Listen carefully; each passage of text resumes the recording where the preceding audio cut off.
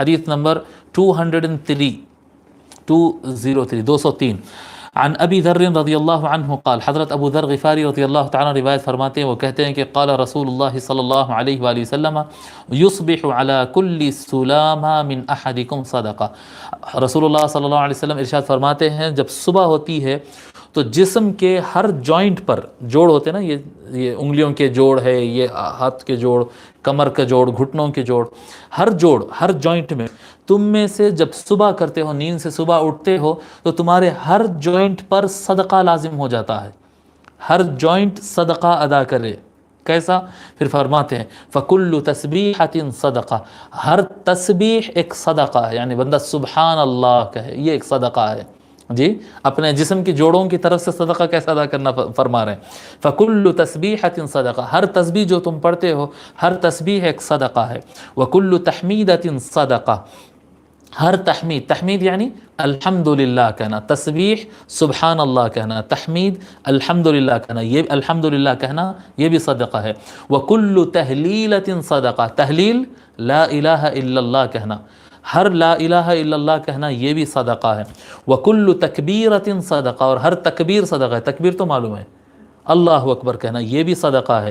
سبحان اللہ کہنا صدقہ ہے، الحمدللہ کہنا صدقہ ہے، لا الہ الا اللہ کہنا صدقہ ہے. جی اور اللہ اکبر کہنا صدقہ ہے. پھر اس کے بعد فرماتے وَأَمْرٌ بِالْمَعْرُوفِ صدقہ، اچھے کام کا حکم دینا یہ بھی صدقہ ہے.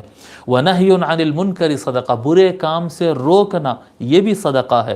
پھر فرماتے ہیں وَيُجْزِئُ مِنْ ذَلِكَ، اور ان پوروں کی طرف سے کافی ہو جاتا ہے ایک بندے کے لیے رکعتان یرکعہما من الضحى، چاشت کے وقت، چاشت کا ٹائم ہم بتائے تھے نا، جب سن رائز ہو جائے اور سورج میں تیزی آ جائے، یعنی 8-9 بجے، اس طرح سے ہندوستان کے حساب سے بتا رہا ہوں، 8-9 بجے کے ٹائم پہ یا 8:30 کے بعد سے سمجھیے آپ 12 بجے تک کا جو ٹائم رہتا ہے ظہر سے پہلے کا، یہ جو چاشت صلاۃ الضحیٰ کا جو ٹائم ہے، اس ٹائم میں کوئی بندہ اگر 2 رکعت اللہ کے لیے پڑھ لیے تو یہ سب کی طرف سے یہ ادا ہو جاتا ہے. یہ جتنے تسبیحات وغیرہ ہیں ان سب کی طرف سے ادا ہو جاتا ہے. سبحان اللہ 33 مرتبہ، الحمدللہ 33 مرتبہ، اور اللہ اکبر 34 مرتبہ، یہ جو پڑھتے ہیں نمازوں کے بعد، یہ ایک الگ ہے، یہ مسنون ہے، یہ الگ ہے، یہ مسنون ہے، اس کی بات نہیں ہو رہی. چلتے پھرتے اٹھتے بیٹھتے پڑھنے کی بات کر رہے ہیں. اس کی عادت ڈال دینا اور اپنے بچوں کو اس کی عادت دلانا کہ چلتے اٹھتے بیٹھتے پھرتے جو ہے سبحان اللہ، الحمدللہ، اللہ اکبر الگ الگ ٹائم پہ یوز کرتے رہے. اور یہ عادت دلانے سے ہی ہوگی.